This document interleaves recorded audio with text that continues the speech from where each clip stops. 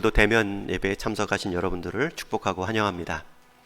괜한 의례적인 인사말이 아니라 여러분들이 오늘 대면으로 참석할 수 있다는 것은 특별히 은혜 입은 자들입니다.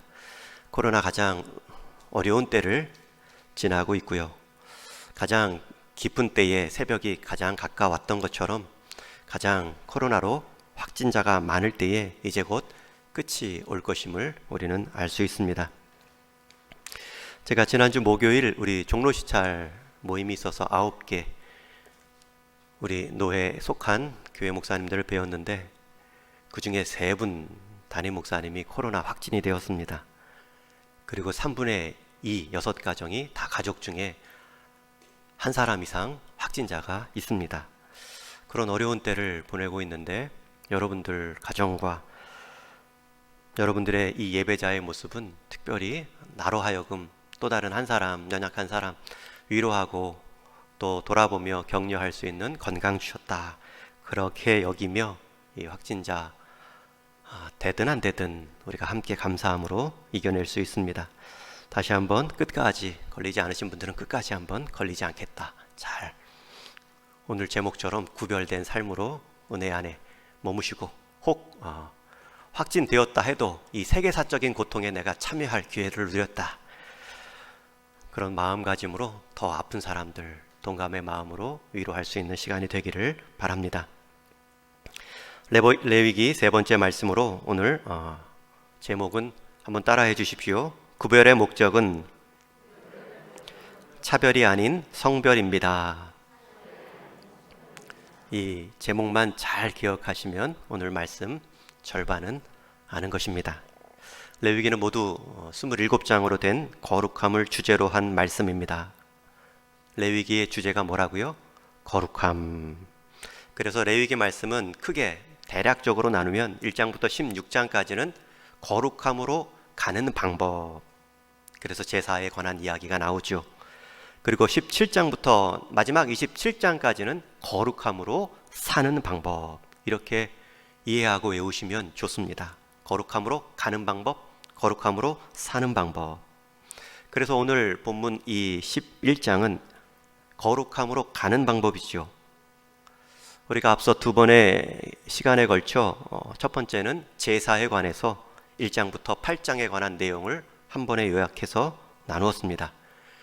그리고 9장 10장의 말씀은 그 제사를 집례하는 제사장에 관한 말씀입니다. 그의 조건과 위임식의 장면이 나오죠. 그리고 이어지는 말씀은 제사법과 제사장이 소개되었다면 바로 대속죄일의 제사로 넘어가도 되는데 그 중간에 11장부터 15장까지는 제사자, 헌제자, 제사를 드리는 사람의 정결함, 거룩함으로 나아가는 말씀이 오늘 본문입니다.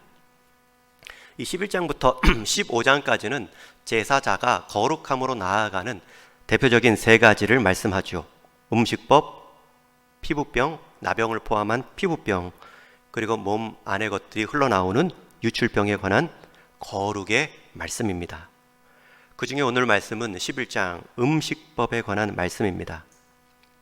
여러분, 이 음식법, 피부병을 포함한 이 나병을 포함한 몸의 질병, 그리고 몸 안의 것들이 배출되는 유출병, 이 3가지를 한번 잘 살펴보면 오늘 이 음식법은 몸 밖에 있는 것이 몸 안으로 들어갈 때 구별하라 라는 말씀이 있죠. 그리고 몸 안에 피부병의 종류에 따라 몸을 구별하라. 그리고 몸 안에 있는 것들이 밖으로 나올 때, 유출병에 있을 때에도 구별하라. 한마디로 몸 안과 밖, 모든 전인적인 거룩을 말씀하고 있습니다. 그 중에 핵심적인 오늘 음식법을 살핌으로 성경이 말하는 거룩으로 나아가는 길이 무엇인가를 나눌 것입니다. 먼저는 대략적인 음식 규례를 이해하셔야 됩니다. 11장 다 읽지는 않았지만 5가지 영역에 있어서 먹을 것과 먹지 못할 것, 먹을 수 있는 것은 정한 것이고 먹지 못할 것은 부정한 것이다 말씀하는데, 먼저는 땅의 동물들을 말씀합니다. 한마디로 굽이 갈라져 쪽발이 되고 그러면서도 되새김질하는 것들은 먹을 수 있다는 것입니다. 2가지 다 안 되거나 2가지 중에 하나만이 안 돼도 먹을 수 없다, 먹지 마라 말씀합니다. 예를 들면 굽은 갈라져 있지 않지만 되새김질하는 낙타, 사반, 토끼는 먹을 수가 없습니다. 반대로 굽은 갈라져 있지만 되새김질을 하지 않는 돼지도 먹을 수 없다 말씀하죠. 여기서 사반은 너구리과에 해당하는 오소리 같은 동물을 말합니다. 먹지 말아야 될 뿐만 아니라 그 사체는 만지지도 말라 경고하십니다. 다음은 물에 있는 동물들 중에 먹을 수 있는 것과 먹지 말아야 될 것들을 구별하시는데 기준은 지느러미와 비늘이 있는 것은 먹으라입니다. 지느러미, 비늘이 없는 것 강이든 바다든 먹지 마라. 여기에 먹지 말아야 될 이 바다, 물의 동물, 이 생물들은 조개와 새우, 꽃게도 포함됩니다. 제가 좋아하는 것들은 다 금하셨습니다. 다음에는 하늘을 나는 조류입니다. 새들 가운데도 먹을 수 있는 것과 먹을 수 없는 것들이 있는데 이때에는 기준선을 말하고 조건으로 가리지 않고 먹지 말아야 될 것들을 구체적인 하나하나 이름으로 구별해 주고 계십니다. 예를 들면 독수리, 솔개, 까마귀, 종류, 타조, 갈매기 이런 것들은 먹을 수 없는 새들입니다. 다음은 곤충입니다. 곤충들 가운데 날개가 있고 네 발이 있는데도 기어다니는 것은 먹지 말라 말씀합니다. 다만 날개가 있고 발이 있는데 뛸 수 있는 뒷다리, 뛰는 강한 다리가 있는 곤충은 먹을 수도 있다. 우리가 잘 아는 메뚜기과 비슷한 배짱이나 귀뚜라미도 먹을 수 있는 곤충입니다. 마지막으로 땅에 기어다니는 대부분의 것들은 부정하다 말씀하고 있습니다. 쪽제비와 쥐, 도마뱀의 종류, 악어 등이 있죠. 대부분 이런 것들은 먹는 것을 금하는 종류로 땅에 기는 것을 말씀합니다. 여러분, 여기서 성경학자들은 과연 하나님께서는 어떤 기준으로 먹는 것과 먹지 말아야 될 것들을 구별했을까? 대개는 세 가지로 해석합니다.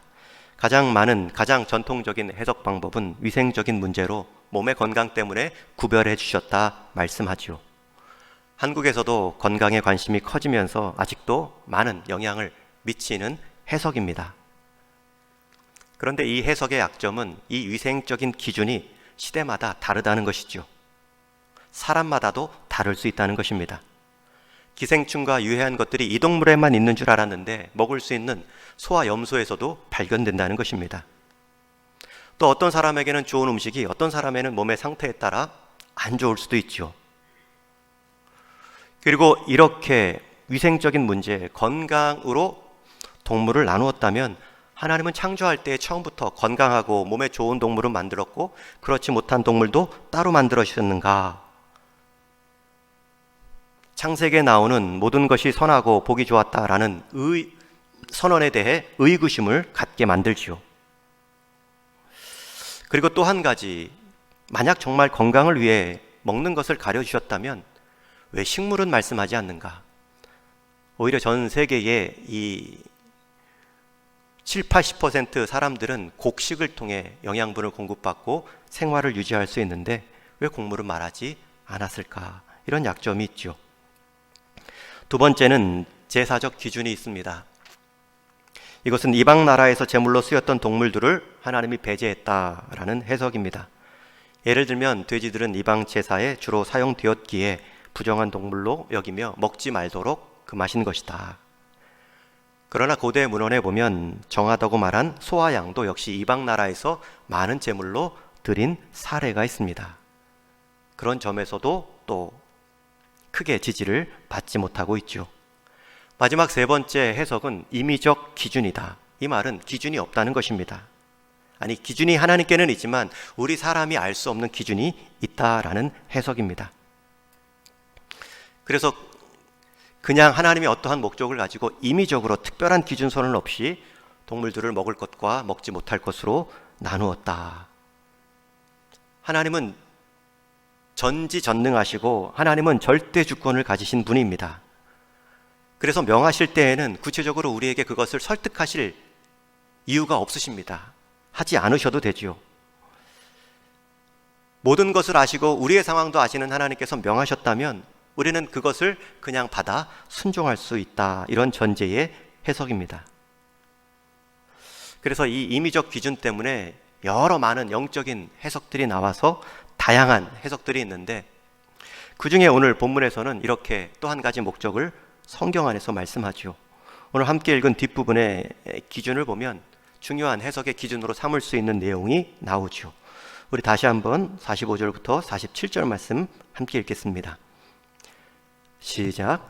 나는 너희의 하나님이 되려고 너희를 애굽 땅에서 인도하여 낸 여호와라. 내가 거룩하니 너희도 거룩할지어다. 이는 짐승과 새와 물에서 움직이는 모든 생물과 땅에 기는 모든 길 짐승에 대한 규례니 부정하고 정한 것과 먹을 생물과 먹지 못할 생물을 분별한 것이니라. 노란색으로 표시해놨죠. 내가 거룩하니 너희도 거룩할지어다. 그래서 내가 거룩한 것과 거룩하지 않은 것들을 가르치려고 먹을 수 있는 것과 먹지 못하는 것, 정한 것과 부정한 것을 나누었다 말씀합니다. 여러분, 여기서 이 해석의 출발은 하나님의 거룩하심부터 시작됩니다. 여기서 거룩하다라는 말은 지난주 나눈 것처럼 카도시라는 히브리어인데 구별된, 완전히 잘라내듯 다른 이라는 뜻을 갖고 있습니다. 차변이 날 정도로 분리된 이란 뜻이죠. 여러분, 하나님은 그 당시에 신이라 여겨졌던 대상들과 차원이 다른 구별된 존재였습니다. 애굽의 신들과도 전혀 차원이 다른 구별된 모습의 존재이시죠. 애굽 사람들이 섬긴 애굽의 신들은 사람을 사용합니다. 바치라 하고요, 오라 합니다. 그런데 반해 이스라엘에게 나타난 하나님은 그들을 사랑하십니다. 그들을 찾아가십니다. 바치라가 아니라 그들의 필요를 채우십니다. 애굽의 신들은 마음에 들지 않으면 처리하고 버리죠. 그러나 이스라엘 앞에 나타난 하나님은 마음에 들지 않으면 마음을 아파해 하십니다. 자기 마음을 두드리십니다. 그리고 대화하십니다. 고쳐 쓰시려고 하시는 분이십니다. 여러분, 이게 하나님의 거룩함, 구별된 차별적인 모습이죠. 그런 하나님께서 이스라엘을 애굽에서 구원하셨는데 너희도 거룩하게 하시기 위함이다 말씀합니다. 그것도 단순히 이방 사람들과는 다른 이라는 뜻이 아니라 하나님의 거룩하심을 닮아서 구별된, 그게 바로 성별이지요. 거룩한 구별, 성별. 그 성별을 위해 내가 너희를 구원해냈다, 불러냈다 말씀하고 있습니다. 여러분, 이것을 지금 하나님이 이스라엘 백성들에게 가르쳐야 됩니다. 지금 이스라엘 백성들은 400년 이상 종살이하면서 그들의 신관, 하나님과는 애굽의 신밖에 없습니다. 이제 하나님께서는 차원이 다른, 그들을 사랑하시고 그들을 사용하시지 않고 그들의 필요를 공급하시는 하나님을 보여주어야 되는데, 그 보여주는 방법, 그 거룩하신 하나님을 닮아가게 하는 방법의 하나가 음식 규례입니다. 그래서 음식 규례 하나하나를 정하시며 먹을 수 있는 것과 먹을 수 없는 것을 말씀합니다. 여러분, 이 먹는 것의 차이, 자기 백성들을 향해 이것은 먹지 말고 이것은 먹어도 된다, 여러분, 이것을 명하시고 구별하라 하신 하나님의 말씀의 전제는 무엇입니까? 다른 이방 민족은 가리지 않고 먹는다는 것입니다. 다른 이방 민족들은 자기가 원하는 대로 먹는다는 것입니다. 그런데 거룩한 내 민족, 내 백성들은 그 먹는 것의 기준도 하나님이 정하신 기준대로 살아가도록, 마치 어린 아이를 가르치는 우리 초보, 우리 부모가 아이의 입장에서 가르치는 모습으로 하나님이 그들에게 먹는 것을 통해 가르치고 계신 것입니다. 하나님은 자기 백성들이 이방 민족들과 좀 다르다는 것, 그 시작을 먹는 것을 구별함으로 가르치기를 원하셨습니다. 하나님의 백성은 스스로 원한다 할지라도 하나님만이 정해주시는 것을 먹어야 돼. 이것이 내게 유익함이야. 왜 그렇게 나눴는지는 모르지만 그렇게 먹고 사는 것이 안전함이고 복된 모습이야. 여러분, 그것을 가르쳐 주시는 하나님의 모습입니다. 정확히 왜 먹지 말라는 이유는 아직도 모릅니다. 하나님 앞에 섰을 때 여쭐 수 있죠. 그때 어떤 기준으로 나누신 겁니까? 위생상이었습니까? 제사적인 이유였습니까? 아니면 창조 때 보시기에 심히 좋았다라고 말씀하신 그 피조 세계를 스스로 부정하다 말씀하신 것은 아닐 텐데 어떤 뜻이 있습니까? 물을 수 있겠죠.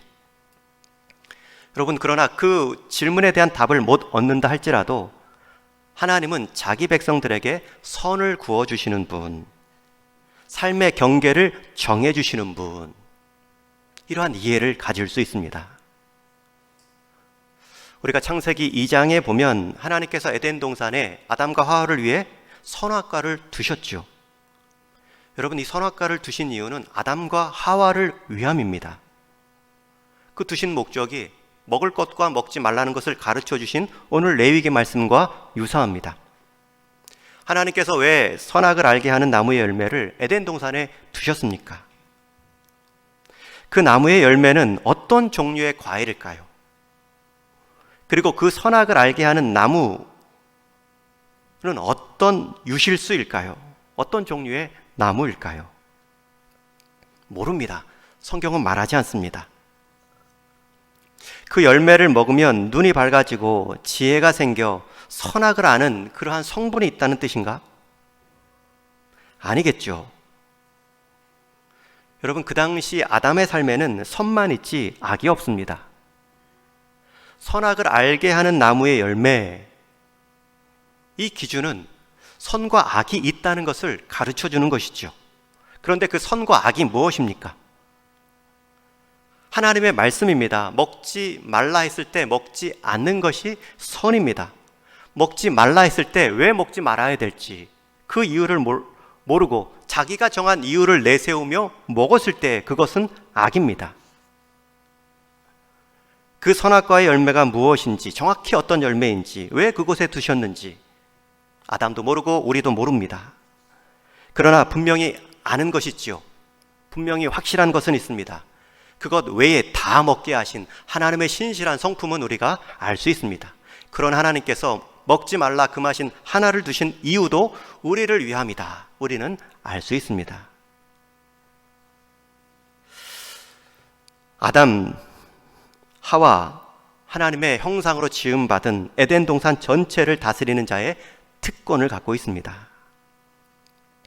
한 가지, 왜 선악과를 드셨는가? 성경학자들의 지혜를 빌려 나눈다면 아담과 하와는 하나님의 형상대로 지음받은 하나님의 대행자로 큰 특권을 갖고 있습니다.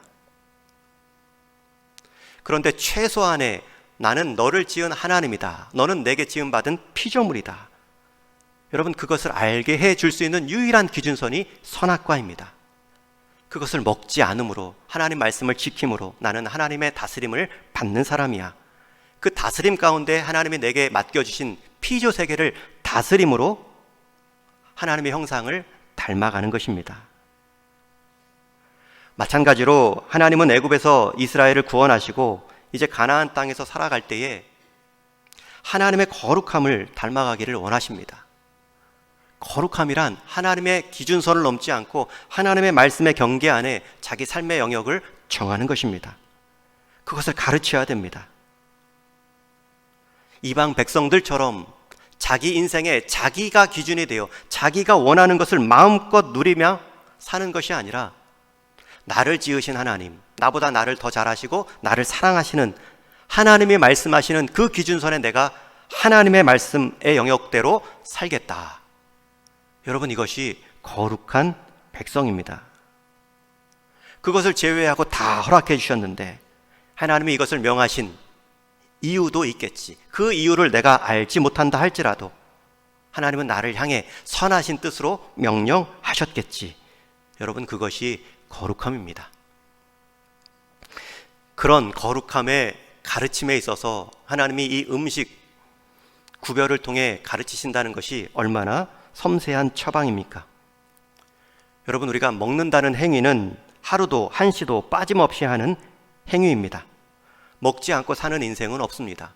그리고 먹는 행위가 다른 행위를 가능하게 만듭니다. 그런데 먹을 때마다 생각납니다. 이것은 먹으면 되지, 이것은 먹으면 안 되지. 단순하게 먹는 것의 문제가 아니라 이것을 정하신 하나님을 생각하는 것이죠. 먹는 것만큼 우리 몸에, 우리 일상에 밀접한 대상은 없습니다. 한 의사는 말합니다. 한 사람이 먹는 것을 그의 먹는 양, 그리고 먹는 종류, 그리고 언제 먹는지만 말해주면 그의 몸과 건강을 말할 수 있다 말하죠. 여러분, 우리 몸은 우리가 먹는 것의 결과물입니다. 무엇을 얼마만큼 언제 먹는가, 그것만 알면 그 몸 상태와 건강을 진단할 수 있다고 합니다. 그렇게 중요한 먹는 행위를 통해 하나님은 교훈하십니다. 너는 구별된 자이다. 너는 먹는 것 하나도 너 뜻대로 먹을 기회로 삼지 말고 그 먹는 행위를 통해 내 생명을 주관하시는 하나님의 뜻이 어디 있는가, 그것을 기억함으로 살도록 처방해 주신 것이죠. 나는 하나님 안에서 먹고 사는 자다. 여러분, 이것이 주님께서 제정하신 성만찬의 의미가 아닙니까? 이 떡과 잔을 통해 나를 먹고 기념하라. 우리가 먹지 말아야 될 것들을 기억함으로 제대로 먹어야 할 것을 집중할 수 있는 것입니다. 그러면서 우리의 삶의 경계가 정해지죠. 여러분, 오늘 본문에 보면 먹는 종류가 땅의 것으로만 제한되지 않습니다. 하늘의 것, 물의 것, 보이지 않는 작은 곤충과 땅 표면에 기어다니는 것까지 말씀합니다. 여러분, 앞에서도 음식법, 그리고 피부병, 그리고 유출병, 우리 몸 안과 밖에서 거룩함을 명령하신 하나님께서 그 몸이 살아가는 모든 자리에서도 하나님은 거룩에 관심이 있음을 말씀하고 계십니다. 먹는 대상도 한 분야가 아니죠. 전 공간이죠. 하늘, 땅, 물, 보이지 않는 작은 곤충까지, 지표면에 기어다니는 생물들까지 하나님은 구체적으로 언급하심으로 하나님의 거룩하심이 미치지 못할 예외적인 장소가 없음을 말씀하고 있습니다. 여러분, 하나님께서 우리의 모든 영역, 모든 자리에서 거룩함을 요구하신다는 것, 그것은 하나님께서 하나님의 말씀으로 우리가 행하는 모든 자리와 공간, 영역들을 지키신다는 것입니다. 이건 기쁜 약속입니다. 간섭하심이고 이건 방해하심이 아니라 우리 인생 어느 곳에 있든지 간에 내가 너와 함께함으로 너의 인생을 나의 보호하심 가운데 이루겠다 약속이죠. 여러분, 물론 이 레위기 말씀은 일시적인 교훈입니다. 우리가 이 음식법 규정을 말할 때에 이 성경 전체적인 교훈을 빼놓고 우리가 해석할 수 없습니다. 이 정결법, 이 음식법의 목적은 하나님의 말씀을 받는 하나님 백성의 초기 단계에서 하나님 백성들이 배워야 될 영적인 진리를 물질화해서 보여주는 일정의 실천과 교육이죠. 이들 이스라엘 백성의 이 노예 생활에서 광야에서 이제 애굽 생활을 끝내고 가나안 삶으로 들어가는 그들에게 있어서 아직 죄라는 게 무엇인지, 하나님 백성다운 삶이 무엇인지, 영적인 순결이 무엇인지를 잘 몰랐습니다. 구별됨의 의미 자체를 모릅니다. 그런 상태에서 가시적으로, 체험적으로 일깨워 주신 일시적 방편입니다. 그 교육의 핵심이 무엇입니까? 하나님이 기준이 되어야 된다. 하나님이 말씀하신 것이 삶의 영역이 되어야 한다. 하나님의 말씀이 인생의 구원의 길이다. 그것을 이제 신약 안에서는 이 성경은 계시가 발전한다 그러죠. 발전한다는 뜻은 이전 것은 부족했고 더 이후가 완전하다, 그런 개념이 아닙니다. 여러분, 멀리서 기차가 올 때, 기차가 멀리 있을 때는 몇 칸인지, 예를 들면 통일호인지 KTX인지 잘 구별이 되지 않습니다. 그러나 기차인 줄 알죠. 그러나 그 멀리인 기차가 정차하기 위해 기차역 앞에 서는 순간 무슨 종류의 어떤 뜻인지 기차가 분명합니다. 여러분, 멀리 있든 가까이 있든 기차는 흠이 없습니다. 하나님의 뜻은 흠이 없습니다. 그러나 구약보다는 신약이 더 선명하게 우리에게 알려주시죠. 그 하나님의 구약의 모습이 신약에서 그리스도를 통해서 환히 드러났다. 여러분, 이 음식법이 보여주는 하나님 말씀이 구원의 방법입니다. 그런데 그 하나님의 말씀이 지향하는 꼭지점이 바로 예수님이십니다. 그분께서 말씀하시죠. 마태복음에서 바리새인들과 논쟁할 때 이렇게 말씀하십니다. 입으로 들어가는 것이 사람을 더럽게 하는 것이 아니라 입에서 나오는 것이 사람을 더럽게 하느니라. 사도행전 말씀에 봐도 사도행전 10장에 보면 가이사랴에 고넬료라 하는 경건한 백부장이 있습니다. 하나님을 경외하고 백성을 많이 구제한 사람, 기도하는 사람으로 소개됩니다. 그에게 하나님께서 사람을 보내 베드로라 하는 사람을 청하라 꿈을 주지요. 그 꿈을 본 그 고넬료는 하인을 보내 베드로를 청합니다. 그런데 베드로 입장에서는 바로 갈 수가 없습니다. 하나님은 베드로에게도 환상을 보여주십니다. 그의 기도 중에 나타나 큰 보자기에 쌓인 음식들이 하늘에서 내려오는데 그 보자기 안에는 땅에 있는 각종 4발 가진 짐승과 기는 것과 공중에 나는 것들이 있더라 말씀합니다.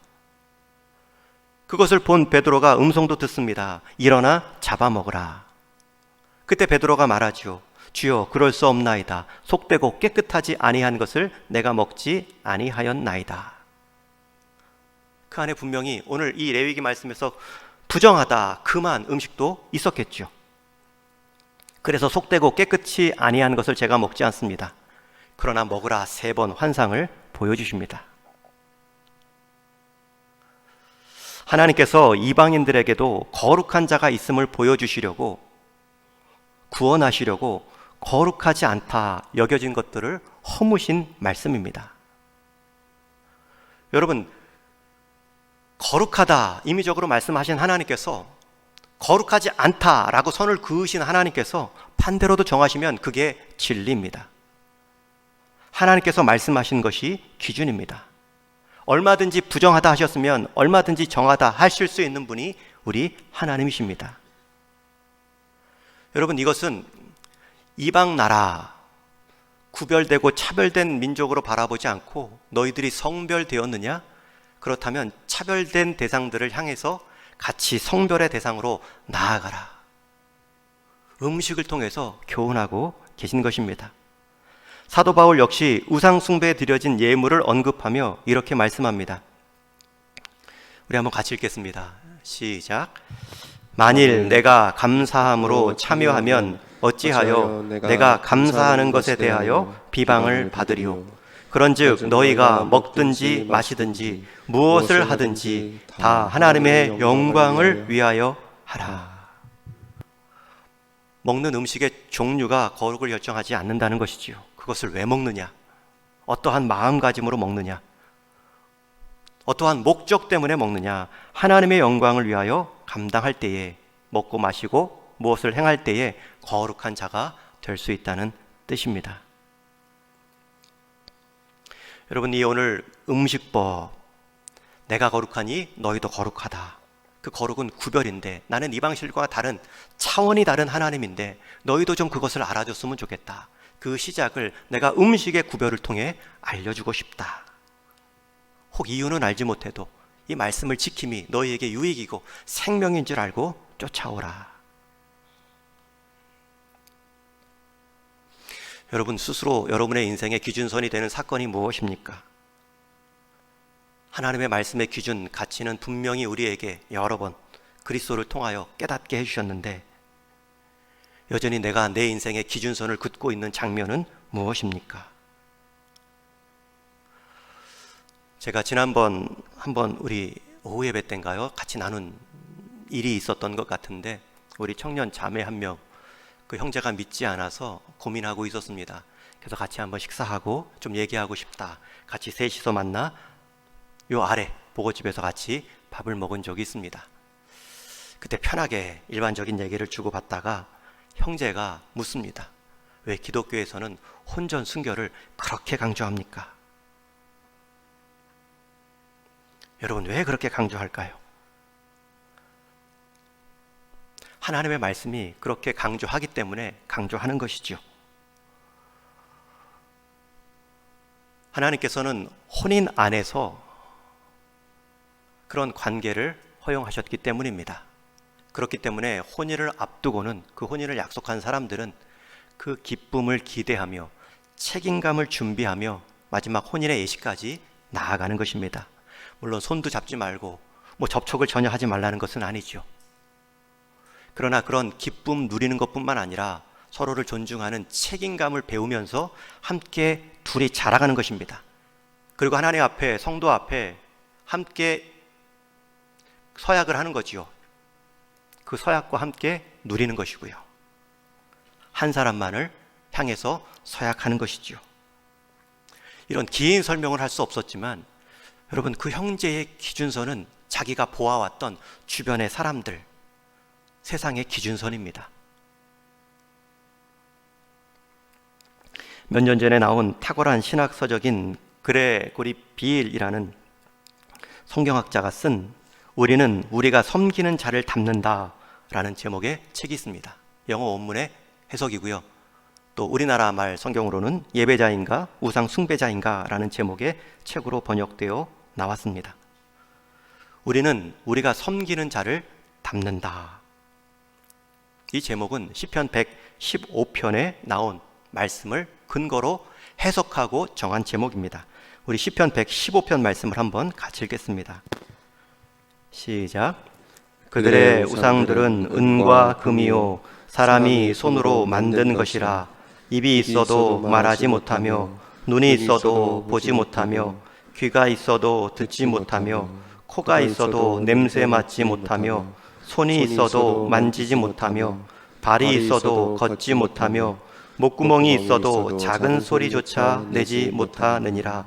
우상들을 만드는 자들과 그것을 의지하는 자들이 다 그와 같으리로다. 여러분, 이 표현의 마지막 구절, 우상을 만드는 자와 그것을 의지하는 자들이 다 그와 같으리로다. 이 표현에서 우리는 우리가 섬기는 자를 닮는다 라는 제목을 정했다고 합니다. 여러분, 앞에 나온 이 우상의 모습, 입, 눈, 코, 귀, 손, 발, 사람의 모양처럼 갖출 것은 다 갖추어 있습니다. 그러나 모양뿐입니다. 기능을 하지 못합니다. 가짜이기 때문이지요. 감각도 없습니다. 행동도 못하고 능력은 말할 것도 없습니다. 한마디로 생명 없는 존재입니다. 여러분, 이런 우상들을 만들어 섬기는 자들은 이런 자로 살아간다는 것입니다. 얼마나 무서운 결론입니까? 우상을 섬기는 자들의 마지막 모습이 이러하다면 생명력 없는 우상도 만들어 의지하고 살아가면 그 생명력 없는 우상을 닮아가는데, 생명의 원천 되신 하나님을 섬기는 자들은 하나님의 모습과 하나님의 능력, 그분의 형상과 성품을 닮아가는 것은 마땅하지요. 하나님은 그것을 기대하시고 우리에게 요구하십니다. 바로 이 점에서 하나님은 너는 나만을 바라보라. 너는 내 인생의 기준을 내 생명, 내 말씀의 기준선으로 삼아 살아가라. 왜요? 하나님의 성품 닮아감의 기쁨을 주시기 위함입니다. 그래서 10계명, 첫 계명과 두 번째 계명도 독단적인 계명이 아닙니다. 나 외에는 다른 신을 섬기지 말라. 어떤 형상으로도 만들지 말라. 여러분, 이것은 하나님의 복, 그것을 하나님이 지으신 자기 백성에게 퍼주시려는 하나님의 배려입니다. 무감각한 것들도 의지하면 무감각하게 닮아가는데, 그 모든 감각을 지으신 하나님을 의지할 때에 하나님은 우리의 모든 감각을 하나님 앞에서 깨어남으로 누리며 살아가는 자로 만들어 가십니다. 여러분, 이 시대는 점점 더 이런 기준선이 혼미해지고 있습니다. 기준선이 자기가 정한 이방 사람들처럼 자기 욕구, 자기 식욕, 자기 취향으로 정해지는 시대가 되고 있습니다. 그러나 하나님은 말씀합니다. 구별하라. 이건 차별이 아니라 성별입니다. 심지어 차별적인 대상까지 구원하시기 위한 하나님의 계획이십니다. 저와 여러분들은 그저 구별할 정도의 가치로 살아가는 것이 아닙니다. 하나님을 닮아감으로 하나님 닮지 않은 것들에 대해 하나님 닮아감의 기쁨을 보여주는 성별된 자로 부름받은 인생입니다. 여러분, 아직도 이것을 먹고 마시고 돼지고기를 먹어도 됩니까? 피를 먹어도 됩니까? 이 논쟁은 아니죠. 이제 이 논쟁은 끝입니다. 그리스도 안에 있는 자에게는 들어가는 것이 속되게 하는 것이 아니라 그가 그리스도를 믿는 믿음 안에 사는 자유함이, 그렇지 못함이 그의 인생을 결정하는 것입니다. 여러분, 그러함에도 때로는 우리는 정한 선이 필요합니다. 삶의 경계를, 원칙을 세움이 필요합니다. 다 가하나 다 유익한 것이 아니기 때문입니다. 우리는 여전히 우리의 죄성 안에 머물러 있기 때문입니다. 그래서 제가 늘 말씀드릴 때, 제자반 훈련이나 상담할 때에 삶의 안전망을 좀 만들어 놓으십시오. 너무 자기를 향해 과신하지 말고, 그러다 형편 따라 상황 따라 항상 내가 긋는 선 따라 살다가 이 우상을 섬기며 의지하는 자들처럼 그렇게 닮아가는 인생 되지 마시고, 내 인생의 기준, 내 인생의 안전망을 하나님 말씀의 원칙대로 몇 가지씩 세워 놓으십시오. 여러분, 예배를 위해, 기도하기 위해, 하나님을 잊지 않기 위해, 하나님은 그 연약한 사람들을 향해 먹을 때마다 기억하라 하셨는데, 여러분들은 모든 것이 다 허용되고 모든 것이 먹을 수 있다라고 말하지만, 여러분들은 하루에 하나님을 얼마나, 하나님의 인생 기준선을 얼마나 의식하며 살아가십니까? 작년 연말에 한 자매가 찾아왔어요. 찾아온 이유는 자기가 하루에 커피 한 잔씩 저금한 것을 제게 전달해서 필요한 선교사님과 또 필요한 미개척 교회나 필요한 사역자들을 도우시라. 여러분, 하루 1,500원 커피 한 잔 값이지요. 더 고급 커피, 더 안에서 먹으면 비쌀 수도 있지만 테이크아웃해서 아메리카 한 잔은 1,500원이면 충분합니다. 근데 그 한 잔 값을 은행 계좌에 날마다 이체시킨 거예요. 그 통장까지 가져왔습니다. 그리고 하는 말이 잊지 않기 위함이다. 여러 가지 의미가 있겠죠. 받은 은혜를 잊지 않기 위함이다. 받은 것이 다 전부 내 것이 아님을 잊지 않기 위함이다. 나누어야 될 것을 잊지 않기 위함이다. 여러분들은 여러분들의 생애에 있어서 잊지 않기 위해 어떤 안전망을 구하고 있습니까? 우리는 그런 거 필요 없습니다. 지금 시대가 어느 때인데. 그런데 의지하지 말아야 될, 세상 사람들이 의지하는 그 대상들을 같이 의지하며 살아가고 있지는 않으신지요? 여러분, 거룩함에는 힘이 있습니다. 왜냐하면 그 거룩함은 하나님 닮아가는, 하나님 성품을 반영하는 모습이기 때문입니다. 그 거룩함을 지켜가는 경계선은 힘이 있습니다. 그 기준선은 하나님이 정해 놓으셨기 때문입니다. 정결함과 거룩함의 가치가 무시되고 있습니다. 그 기준과 경계가 무너지거나 내 중심으로만 선이 그어지는 시대를 살고 있습니다. 그런 상황에서 혼전 순결을 말하고 돈의 독성을 말하는 것, 너무 시대착오적이다, 광신적인 행동이다 치부되고 있는 상황이죠. 여러분, 세상은 강한 것을 요구하지만 하나님은 우리에게 정한 것을 요구하십니다. 여러분, 인생에서 강해지기를 원하십니까? 더 정해지기를 원하십니까? 강해져 봤자 사람의 강함 뿐이지만 정해질 때에 하나님의 강함을 경험하는 인생이 될 수 있습니다. 저와 여러분을 하나님은 구별하셨습니다. 그것은 하찮게 여기는, 사람을 낮게 여기는 차별의 목적이 아닌 우리를 성별하심으로 그 차별적 대상도 품어 가시기 위한 하나님의 귀한 뜻입니다.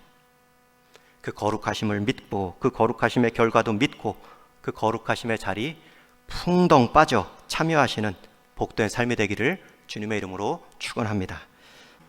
하나님, 감사합니다. 우리에게 친히 찾아오시고 공급하시고 다른 어떤 이방 존재들, 신들과는 다른 우리를 사용하지 않고 사랑하시는 하나님의 성품을 우리가 바라보게 하시고 의지하게 하시니 감사를 드립니다. 이제는 그런 하나님을 우리 인생의 기준 삼아 살아가는 귀한 성도의 삶이 되게 하여 주옵소서. 이유와 환경으로 하나님의 말씀에 선을 구부리거나 훼손하지 않고 그 어떠한 상황에서도 하나님 말씀의 진리가 그 선의 경계가 우리 삶의 안전이요 행복임을 경험할 수 있는 동인의 모든 성도 다 되게 하여 주옵소서. 그렇게 변화된 구별된 삶으로 또 다른 구별되어야 할 자들을 변화시킬 수 있는 귀한 인생으로 다 쓰임받게 하여 주옵소서. 예수님의 이름으로 기도하옵나이다. 아멘.